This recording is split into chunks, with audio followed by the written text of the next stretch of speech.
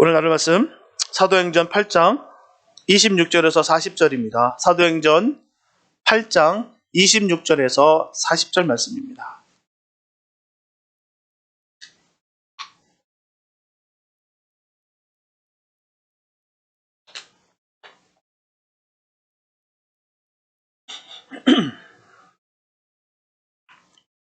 사도행전 8장 26절에서 40절입니다. 주님의 귀한 말씀 봉독해 올립니다.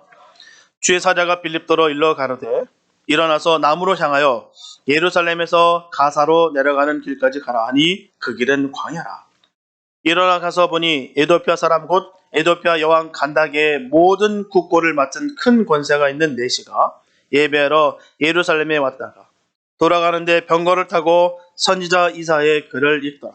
성령이 빌립도로 이르시되 이 병거로 가까이 나아가라 하시거늘 빌립이 달려가서 선지자 이사야의 글 읽는 것을 듣고 말하되 읽는 것을 깨닫느뇨. 대답하되 지도하는 사람이 없으니 어찌 대답할 수 있느냐 하고 빌립을 청하여 병거에 같이 앉으라 하니라. 읽는 성경 규절은 이것이니 일러스되 저가 사지로 가는 양과 같이 끌렸고 털 깎는 자 앞에 있는 어린 양의 잠잠함과 같이 그 입을 열지 아니하였도다. 낮을 때 공변된 판단을 받지 못하였으니 누가 가히 그 세대를 말하리요. 그 생명이 땅에서 빼앗김이로다 하였거늘 내시가 빌립더러 말하되 청컨대 묻노니 선지자가 이 말한 것이 누구를 가리킴이뇨? 자기를 가리킴이뇨? 타인을 가리킴이뇨?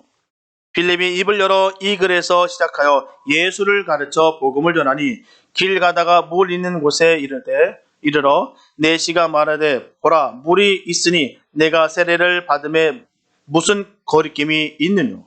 이에 명하여 병거를 머물고 빌립과 내시가 둘 다 물에 내려가 빌립이 세례를 주고 둘이 물에서 올라갈새 주의 영이 빌립을 이끌어 간지라. 내시는 혼연히 길을 감으로 그를 다시 보지 못하리라. 빌립은 아소도에 나타나 여러 성을 지나 다니며 복음을 전하고 가이사랴에 이르니라. 아멘. 일반적으로 사람들이 살아가면서 대략 원하는 바가 있는데요. 갖고 싶은 것, 되고 싶은 것, 하고 싶은 것 이렇게 세 가지 정도가 있다라고 합니다. 하지만 그 중에서도 갖고 싶은 것과 되고 싶은 것은 우리의 의지대로 할 수 있는 일이 결코 아닙니다.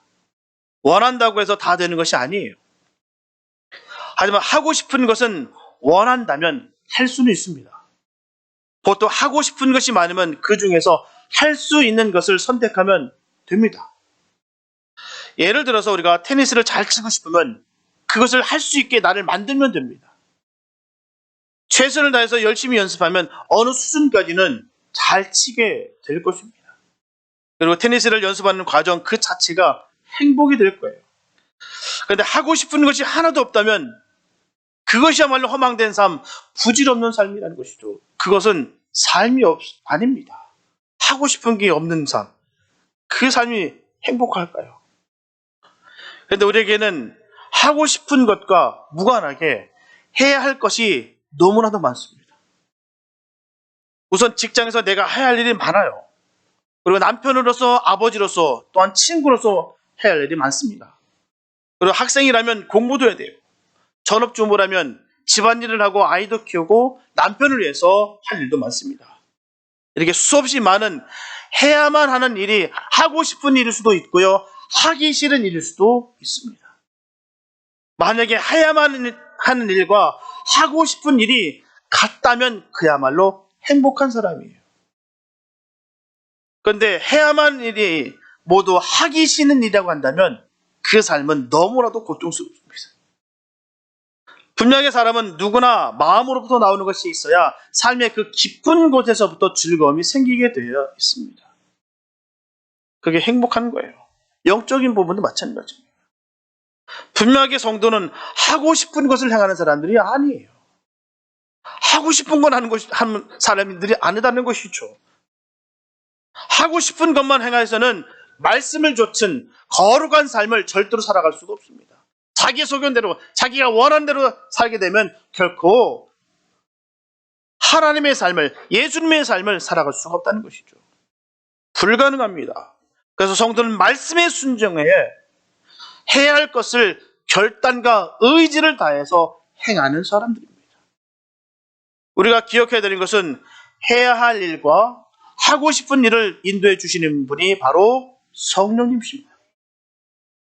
그래서 하나님의 자녀는 성령의 인도하심에 전적으로 순종하고 따라야 되는 것입니다. 그 일이 아무리 힘이 들고 험난한 일지라도 반드시 시키신 일을 해야 됩니다. 오늘 본문에 나오는 빌립 집사가 그런 삶을 살았어요. 당시 시대적인 상황을 보게 된다면 광분한 유대인들은 예루살렘 교회를 핍박하고 성도를 흩어지게 만들었어요. 그리고 이제는 남아있는 그 소수의 성도까지라도 이제 완전히 박멸하고 잔멸하라고 그렇게 모의하고 있습니다. 그러나 실상 유대인들의 핍박은 그 성도들 하여금 각처에서 복음을 증거하도록 하는 그 촉매제가 되었어요. 원동력이 되었습니다. 그래서 오늘 본문은 7 집사 중 한 사람인 빌립이 광야로 부르심을 받아 준비된 한 사람을 만나게 되는 그 과정을 기록하고 있습니다. 오늘 본문을 통해서 하나님께서 얼마나 세밀하신지 또한 섭리하신지 그 역사를 우리가 살펴보면서 함께 은혜를 나누도록 하겠습니다. 첫째, 성령의 명령은 즉각적으로 반응이 됩니다. 빌립은 유대인의 핍박을 피하여서 사마리아 성에 거하면서 복음을 전했습니다. 사실 사마리아 성은 유대인들에게 멸시받는 곳이었어요. 짐승 취급받았습니다. 사람 대접을 못 받던 곳이었어요. 하지만 복음을 받아들였을 때 구원의 역사를 그들이 보게 되었습니다. 그런데 성령님께서는 빌립에게 사람이 살지 않는 광야, 그 가사로 내려가는 길까지 가라고 하는 정말 전혀 납득되지 않을 만한, 이해가 되지 않는 그 지시를 하시는 거예요.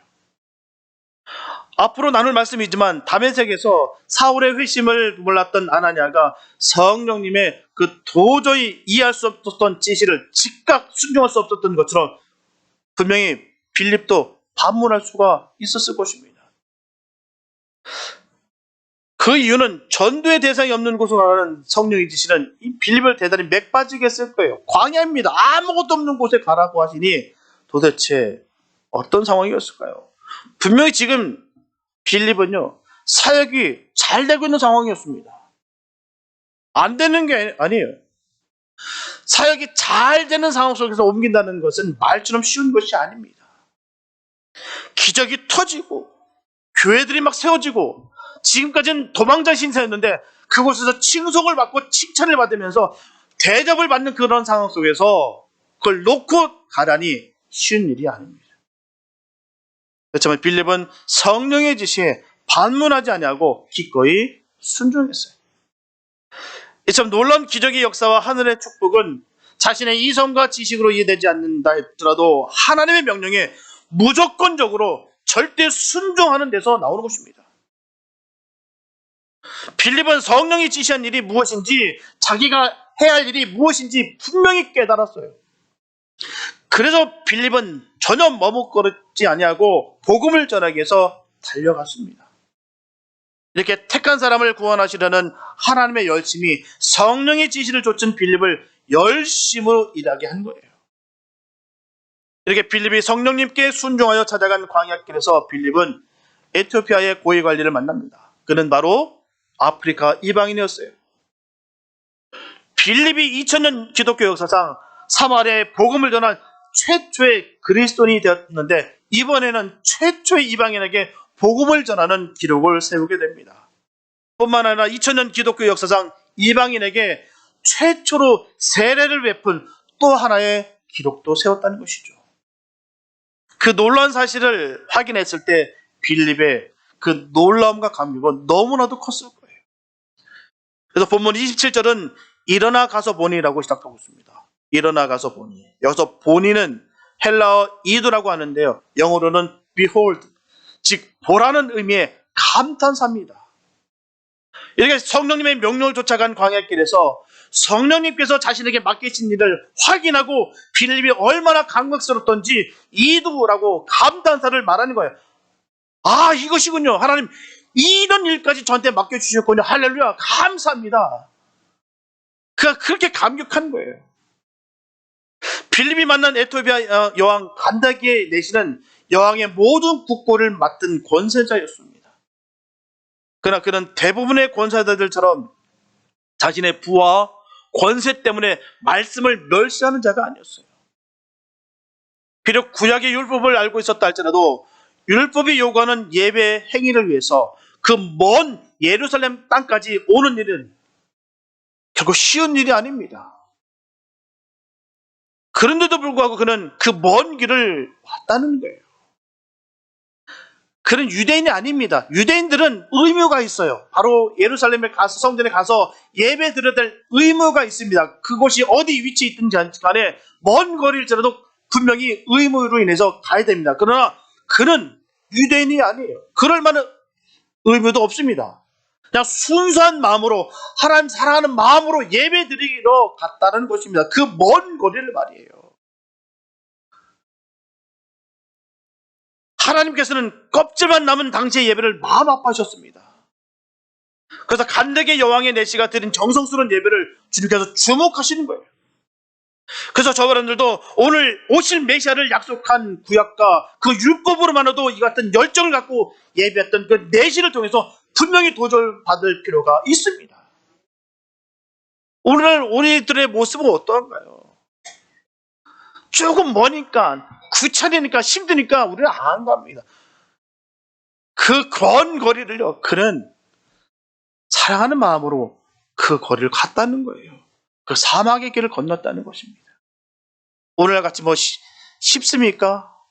그냥 마차 타고 아니면 걸어서 가고 이런 교통수단이 없는 그런 상황 속에서 그는 사랑하는 마음으로 예배드리고자 하는 그 마음으로, 순수한 마음으로 그 길을 갔다는 거예요.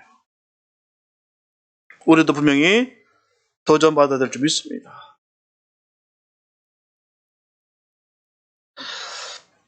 오늘날도 하나의 형식에 그치는 무미건전 예배를 드리는 일이 많기 때문이에요. 분명하게 수많은 예배가 드려지고 있지만 신령과 진정으로 예배하는 그 소수의 성도만이 하나님께 주목을 받습니다. 그 주님께서는 그 예배자들에게 그 예배를 받으시는 거예요. 그 예배자 되시길 축복합니다. 우리의 드려진 예배가 그런 예배가 되길 원합니다. 그냥 형식적인 종교적인 내가 방법이 아닌 정말 주님 사랑하는 마음으로 내가 찬양하고 내가 지으신 모든 것이 다 은혜였다는 것을 고백하는 그런 예배와 찬양 되시기를 축복합니다. 그런 찬양과 예배를 주님께서 받으신다는 거예요. 아무리 화려하고 아무리 웅장한 찬양 소리보다도 그 정말 의인이 드리는 그 예배와 찬양을 주님께서 받으시고 그에게 주목하신다는 사실이에요. 주님은 그 간다기 여왕의 내시를 주목하셨어요. 분명히 간다기 여왕의 내시는 예배를 마치고 돌아가는 길이었습니다. 하지만 당시 제사장들은 말씀에 깨달음이 없어서 오신 메시아, 그 메시아에 대해서 멸시했고요, 소경된 자들이었습니다. 그러므로 내시가 그들의 가르침을 통해서 복음을 깨닫는다는 것은 불가능한 일이에요. 소경이 뭘 이끈다고, 알지도 못한 사람이 뭘 전할 수가 있겠느냐 말입니다. 그러나 내시는 지도자가 없는 그런 외로운 가운데서도 말씀을 읽는 사람이었어요. 이처럼 간다기 여왕의 내시는 권세와 부를 가진 사람이었으나 결코 오만하지 않았습니다. 오히려 자신의 무지를 인정하면서 빌립을 청하여 기꺼이 도움받기를 원했어요. 말씀을 너무나도 사모했습니다. 그런 공허함 속에서도 그는 말씀을 손에 내려놓지 않았다는 거예요. 이런 내시의 자세는 하나님의 은혜를 입어 권고하심을 받게 되었다는 것입니다. 분명한 것은 복음은 형식이나 철학이나 변론이 아닙니다. 오직 살아있는 하나님의 말씀을 통해 역사하시는 하나님의 능력인 것입니다. 하나님의 말씀은 능력이 있어요. 믿으십니까? 하나님의 말씀은 능력이 있어요. 상대가 누구이든 위치가 어디 있든 전혀 상관없이 그 말씀으로 바로 하나님의 자녀가 되는 것입니다. 우리에게 전할 의무가 있어요. 아직도 주님의 말씀을 몰라서 방황하고 아직도 주님의 자녀가 되지 못한 수많은 사람들이 있기에 우리는 말씀을 전할 의무가 있다는 것입니다. 많은 사람들이 이 세대를 말세지말이라고 말하고 있어요. 종말이라고 말하고 있습니다. 그래서 예수 그리스도의 재림이 가까웠고 복음이 더욱 힘있게 전파되어야 하는 때입니다. 때가 가까웠다고 전하고 있어요. 하나님의 사람들이 더욱 열심을 내서 하나님의 뜻에 순종해야 되는 때입니다. 고린도전서 14장 8절에 보면 만일 나팔이 분명치 못한 소리를 내면 누가 전쟁을 예비하리요. 이렇게 말세를 알리는 나팔들이 녹수로 소리를 내지 못한다면 아무도 그리스도의 재림을 깨닫지 못할 것이기 때문입니다. 복음을 모르는데요, 복음을 전하지 않는데요, 세상 사람들이 뭘 알고 어떻게 깨닫느냐라는 것이죠. 하나님의 자녀들이 말이에요. 복음을 모른다면 말이 안 된다는 것이죠. 저분들은 늘 주님께 절대 순종하시길 축복합니다. 하나님 말씀에 늘 거하시길 바랍니다. 주님께서 시키신 일이 있다면 인간적인 계산 다 싹 다 버리시고 주님의 뜻과 의지를 잘 깨달아서 주님의 기쁨이 되는 삶을 살아야 될 줄로 믿습니다. 언제나 주님께서 불러주시고 사용해 주시는 것에 늘 감사하시면서 주님 뜻대로 살아가게 되시기를 예수님의 이름으로 축복합니다. 둘째, 성도에게는 우연은 없습니다. 에티오피아 여왕 에르시는 예루살렘 성전까지 찾아갔지만 아무것도 얻은 것이 없었어요. 그 이유는 그가 이방인이었기 때문입니다. 그는 예루살렘 성전 안에서 아예 들어갈 수조차 없었기 때문입니다. 이방인은 성전 밖 그 이방인의 뜰, 바로 그 이상을 넘어갈 수가 없어요. 설령 그가 성전 안으로 들어가는 특권을 얻었다 할지라도 짐승을 잡아 제사드리는 유대교의 종교의식을 동참하는 것만으로는 그가 구약 성경을 통해 접하게 된 여호와 하나님을 이해하는 데는 아무 도움이 되지 않았다는 것입니다. 그리스도를 통해서는 결코 얻은 바가 없었을 것이에요. 당시 짐승을 제물 삼아 신의 노염을 풀려는 종교의식은 유대교가 아닐지라도 세계 어느 곳에서도 행해지는 그런 일들입니다. 하다못해 우리나라 토속 신앙에서도 있습니다. 짐승들의 피를 뿌리고 막 그렇게 해서 막 일들을 하는 것. 결국 그는 아무 소득 없이 에티오피아로 되돌아갈 수밖에 없었어요. 그는 예루살렘을 떠나 가사로 향하는 그 광야길에 접어들었습니다. 하나님을 알기 위해 머나먼 예루살렘을 찾아왔다가 아무 소득도 없이 아무것도 없는 광야길을 통과하는 그의 마음 역시 이 광야처럼 정말 공허하기만 했을 것입니다. 그는 마차에 앉아서 지니고 있었던 바로 이사야서 53장을 읽기 시작했어요. 그때 빌립 집사를 만나게 됩니다. 이처럼 그들의 만남은 결코 우연이 아니었어요. 그 모든 일들은 하나님의 예배하신 절대 주권적 섭리입니다. 우리는 때로 사막 같은 세상 중에서 나홀로 내어 던져버려진 것처럼 도화처럼 우리가 느낄 때가 있습니다. 특히 그리스도의 사명과 고난에 참여한 성도들은 그 고독감이 토합니다. 그러나 하나님의 따뜻한 숨결과 그 지혜로우신 손길은 단 한순간도 우리 곁에서 분리된 적이 없었습니다. 히브리서 13장 5절과 6절에 보면 내가 과연 너희를 버리지 아니하고 과연 너희를 떠나지 아니하리라 하셨느니라. 그러므로 우리가 담대히 가로되 주는 나를 돕는 자시니 내가 무서워 아니하겠노라. 사람이 내게 어찌하리요 하노라. 이런 담대한 믿음의 고백이 있기를 축복합니다. 하나님의 자녀들에게 이런 믿음의 고백이 있어야 돼요. 어느 누구도 나를 해치 못한다. 하나님의 자녀는 어느 누구도 우리를 꺾지 못한다. 감사와 은혜와 충만히 있기를 축복합니다. 하나님의 자녀들에게 받는 은혜인 것이에요. 하나님 자녀라면서도 이게 없다면 이것만큼 불행한 삶도 없다는 것입니다.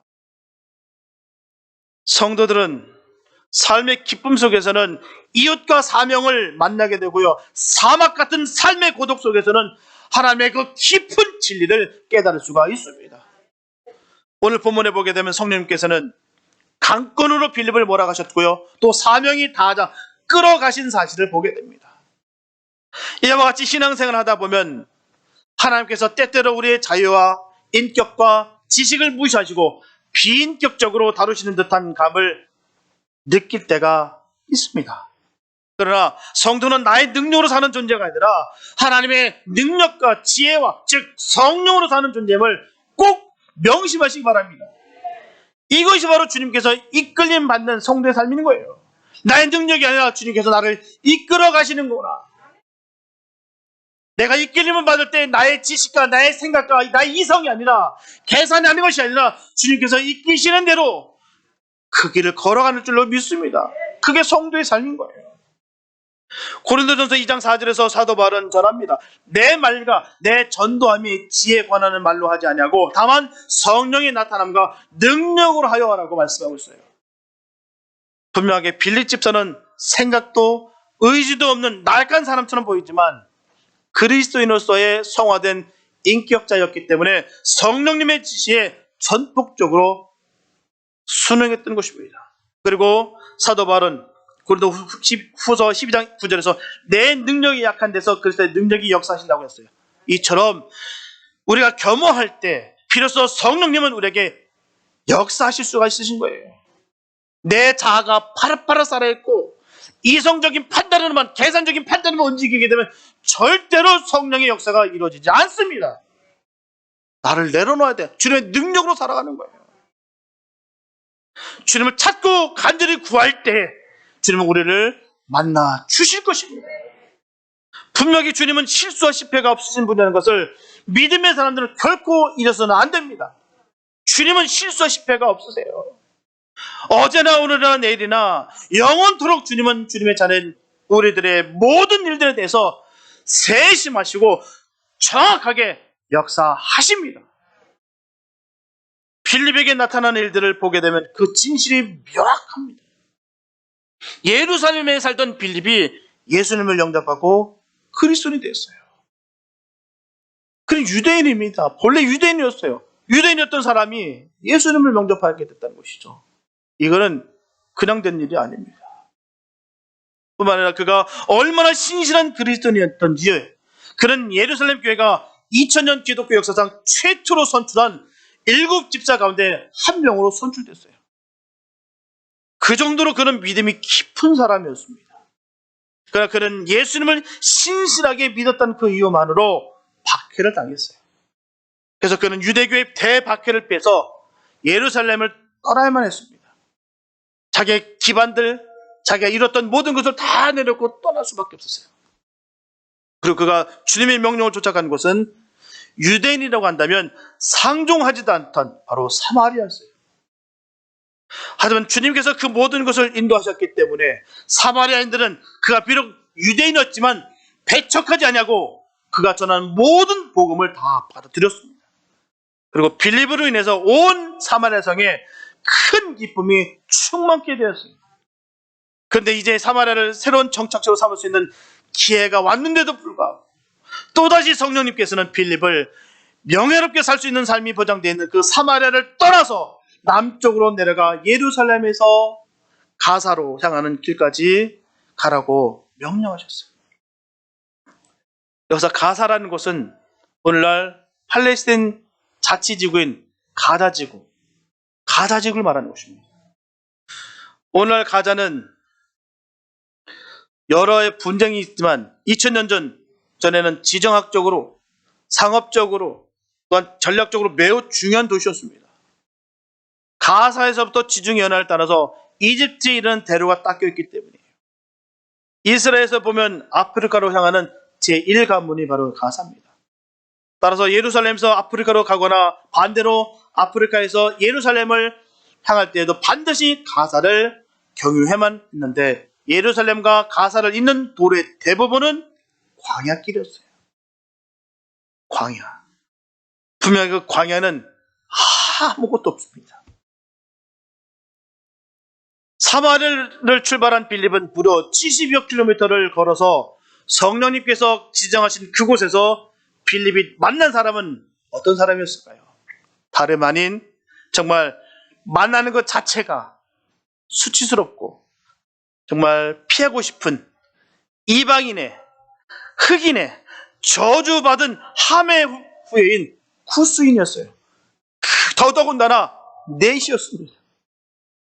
사마리아에서 70여 킬로미터 걸어 찾아간 광야에서 고작 저주받은 구스인 넷을 만났다면 그것은 절망일 수밖에 없는 상황 아니겠습니까?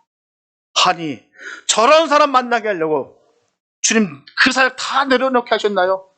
지금 내 사역 잘 되고 있었는데요. 사람들 다 나와 내 뜻을 함께 맞춰서 잘 이루고 있었는데요. 늘 기쁨이 넘쳤는데요. 사마리아성의 기쁨이 충만했는데요. 이걸 왜 내려놓게 하시고 왜 이곳에 오게 하셨습니까? 고작 저 사람 만나게 하려고, 저 사람들과 함께 하게 하려고 저를 이곳으로 옮기셨나요? 나 사랑받으면서 일 잘하고 있었는데, 내가 다른 일 하는 것도 아니고 주님의 일 열심히 하고 있는데 왜 쏙 뽑으셔서 왜 이쪽으로 보내셨나요? 이런 상황에 처하면 누구나 원망하게 되어 있습니다. 기대와 설렘이 반전이 되면 힘이 빠지게 되어 있어요. 뭔가 있을 줄 알았는데, 뭔가 엄청난 일들이 벌어질 줄 알았는데 고작 이런 마음이 생기게 된다는 거죠. 일종의 자괴감이 들게 되어 있다는 것입니다. 하지만 영적으로 성숙한 빌립은 이런 상황에 대해서 비관하거나 낙심하거나 절망한 것이 아니라 하나님의 놀라신 계획하심과 인도하심이 있다는 사실에 더 감탄하고 기뻐했다는 것입니다. 본문 29절과 30절에 보면 성령이 빌립더러 이르시되 이 병고로 가까이 나아가라 하시거늘 빌립이 달려가서 선지자 이사야의 글을 읽는 것을 듣고 말하되 읽는 것을 깨닫느냐라고 말씀하고 있어요. 여기서 중요한 것은 성령님께서는 단지 가까이 나아가라고 말씀하셨을 뿐이었는데 빌립은 70여 킬로미터나 되는 먼 길을 걸어 지쳤을 뿐만 아니라 정말 지금 그 마음에서도 흔들림이 있어야 되는 그런 상황인데도 불구하고 에티오피아 내시를 향해서 걸어간 것이 아니라 단숨에 달려갔습니다. 그가 그 상황을 얼마나 큰 기쁨과 감격 속에서 받아들였는지를 여실히 보여주는 증거가 아닐 수가 없습니다. 분명하게 지금 에티오피아 내시는 풀리려는 말씀으로 너무나도 답답하고 공허했어요. 마치 광야 같은 그 기분이었습니다. 바로 그때 빌립은 에티오피아 내시의 그 마차를 보자마자 마치 기다렸다는 듯이 쏜살같이 달려왔어요.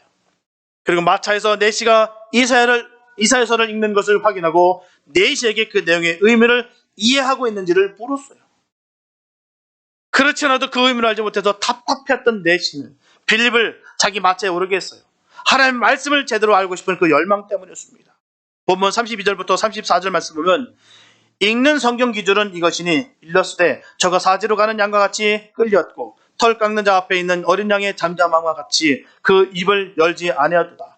낮을 때 공변된 판단을 받지 못하였으니 누가 가히 이 세대를 말하리요. 그 생명이 땅에서 빼앗김이로다 하였거늘 내시가 빌립더러 말하되 청컨대 묻노니 선지자가 임하는 것이 누구를 가리킴이뇨 자기를 가리킴이뇨 타인을 가리킴이뇨. 에티오피아 내시가 마차에서 읽고 있던 성경 구절은 이사야서 53장 7절과 8절의 내용입니다. 내시는 그 내용을 읽고서도 누가 고난당하는 그 의미를 알지 못했습니다. 그래서 내시는 빌립에게 그 내용을 기록한 이사야 자신이 고난을 당한 것인지 아니면 다른 사람이 그 고난을 당한 것인지 그 의미를 물었어요. 그것은 복음의 핵심에 관한 질문입니다.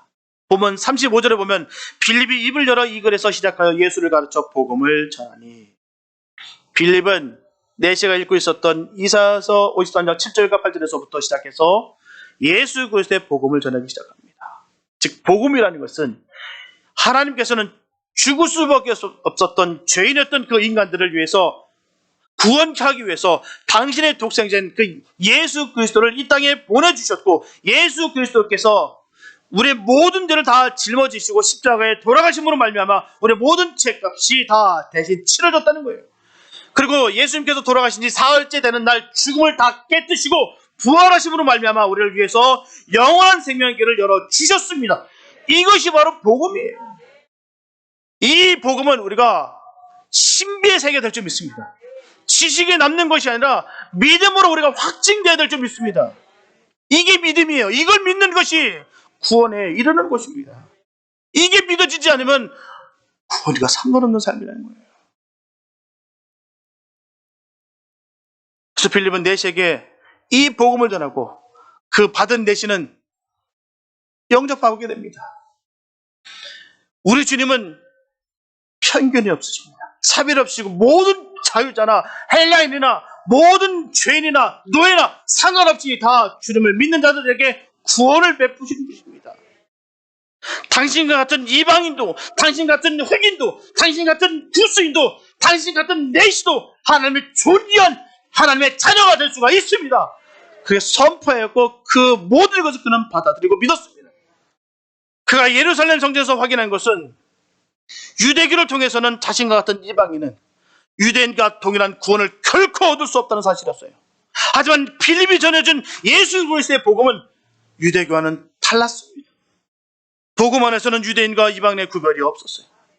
복음 안에서는 자신과 같은 아프리카 흑인도, 자신과 같은 저주받은 하베 후예인 구스인도, 자신처럼 거세당한 내시도 하나님의 존귀한 자녀였습니다. 복음을 통해 그 귀한 사실을 깨닫게 된 그 에티오피아 내시가 얼마나 기쁘고 감격이 넘쳤는지요. 뿐만 아니라 주님께서는 그 복음을 자신에게 전해주기 위해서 빌립을 자신의 위해서 주님께서 사용하셨구나. 그 주님의 도구 사용하신 것에 그 은혜를 깨달았다는 거예요. 이곳에, 아무것도 없는 이곳에 나를 위해서 이를 불러주셨구나. 이를 만나게 해주셨구나. 얼마나 기뻤는지요. 분명하게 빌립은 광야에서 사는 사람이 아닙니다. 거기서 거주하는 사람이 아니에요. 광야라는 것은 내가 마음대로 만나고 이루어지는 그런 곳이 아닙니다. 아무것도 없는 곳이, 아무것도 없는 그곳에 빌립을 만나 계셨던 그 하나님이 얼마나 감사했던지요. 우리가 그런 사람 되시기를 축복합니다. 우리를 만남으로 말미암아 영혼이 회복되고 하나님의 복음이 선포되는 역사가 이루어지게 되시길 축복합니다. 우리가 그런 사명 받는 거예요. 그 복음을 전하게 해서 우리에게 먼저 은혜를 입혀주셨고 우리가 복음을 전할 그 의무가 있는 거예요. 빌립은 성령의 명령을 쫓아서 70여 킬로미터나 떨어진 그 사마리아에서 왔어요. 사마리아는 예루살렘 북쪽 약 56킬로미터 지점에 위치해 있습니다. 예루살렘보다 더 위에 있는 지역이에요. 그래서 예루살렘에서 광야길에 이르기보다 사마리아에서 광야길까지 가기가 그만큼 더 멀다는 말이에요. 이처럼 광야길에서 이사야 53장 7절과 8절을 읽고 있을 때 한 치의 오차도 없이 자신과 빌립을 만나게 하신 그 시간과 공간을 초월하시는 주님의 신비스러운 구원의 은총을 깨달았을 때 내시의 감격과 감탄은 이루 말할 수가 없을 것입니다. 본문 38절에 보면 이에 명하여 병거를 머물고 빌립과 내시가 둘 다 물에 내려가 빌립이 세례를 주고 라고 말씀하고 있어요. 이렇게 빌립이 내시에게 세례를 베풀었습니다. 사도 바울은 갈라디아서 3장 27절 통해서 전합니다. 세례는 그리스도로 옷 입는 것이다. 그리스도로 옷 입는 거라고 정의했어요. 이처럼 자기라는 옷을 벗어 던지고 그리스도라는 옷을 입는 것이 바로 세례입니다. 그냥 시간 됐기 때문에 내가 그냥 신앙생활 얼마큼 일정 동안 했기 때문에 내가 그냥 세례 받는 것이 아니라 나라는 것을, 나라는 옷을 집어 던지고 예수 그리스도의 옷을 입는 것이 바로 세례인 것이에요. 그래서 한마디로 말씀드리면 나는 죽고 예수로 사는 것입니다. 이게 세례입니다. 나 세례 신자예요. 내 세례 받았습니다. 그 뜻을 그렇게 왜곡하지 마시고 나는 죽었습니다. 난 예수로 살아갑니다. 이런 저라는 믿음의 사람 되시길 축복합니다. 이게 세례교회예요. 주님은 이들을 만나게 하시려고 그 긴 여정을 걷게 하셨어요. 이 순간은 너무나 힘들고 답답하고 의문투성이었지만 결국엔 주님의 큰 뜻 안에 아름답게 다 이루어졌습니다. 이처럼 하나님은 완벽하시고 정확하십니다. 실수와 실패가 없으십니다. 그래서 하나님에 대해서 조금도 우리는 의심해서는 안 돼요. 우리에게 일어나고 있는 일들에 대해서 소홀히 여기면 안 됩니다. 왜 나에게 이런 일들이 벌어지고 있을까? 나에게 왜 이런 일들이 있었을까? 분명한 주님의 사인을 주님 믿습니다. 우리 자신의 기분과 감정으로 생각하면 절대로 주님의 뜻과 의지를 알 수가 없어요. 절대로 성도인 우리에게는 우연이라는 것이 없습니다. 위기와 환난과 고난은 거짓과 진실이 가려지고 악인과 의인이 나눠지고 가짜와 진짜가 구별이 됩니다. 이런 과정이 없으면 알 수가 없어요. 과정은 힘들지만 반드시 필요합니다. 모든 과정들이 다 하나님 은혜 가운데 이루어지고 있음을 믿으시기 바랍니다. 하나님 역사 가운데 온전히 이루어지고 있습니다. 저와 여러분들은 주님 바라보면서 감사로 그 복된 길을 가야 될 줄 믿습니다. 주님께서 인도하시는 그 길이 사는 길이고요, 은혜의 길입니다. 아무리 사단의 공격이 지배하고 맹렬하여도 조금도 두려워하지 아니하고 담대하게 싸워 이기시고 주님의 인도하심에 따르게 되시기를 예수 이름으로 축복합니다. 사랑하는 성도 여러분, 성도는 하고 싶은 것을 하는 것이 아니라 믿음으로 결단과 최선을 다해서 해야 할 것을 해야 되는 존재입니다. 꼭 기억하시기 바랍니다. 내 소견대로, 내 의견대로 살아가는 것이 아니에요. 하나님의 말씀대로 하나님의 은혜 가운데 살아가는 거예요. 하고 싶은 것을 하는 것이 아니라 해야 할 것을 행하는 사람입니다. 분명 행함은 반드시 또 다른 행함으로 이어지게 돼 있어요. 그 이끌림 따라서 가게 되어 있다는 것입니다. 보면 40절에 보면 빌립은 아소도에 나타나 여러 성을 지나다니며 복음을 전하고 가이사랴에 이르니라.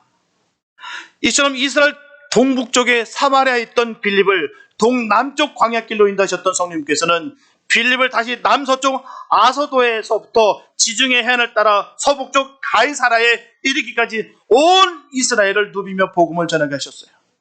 하나님은 살아계십니다. 그 살아계신 하나님을 전하고 또한 하나님과 함께 동행하시면서 믿음을 더욱더 견고하게 세우시기를 축복합니다. 믿는다고 하면서 광야 같은 공황에 빠지면 안 된다는 것이죠.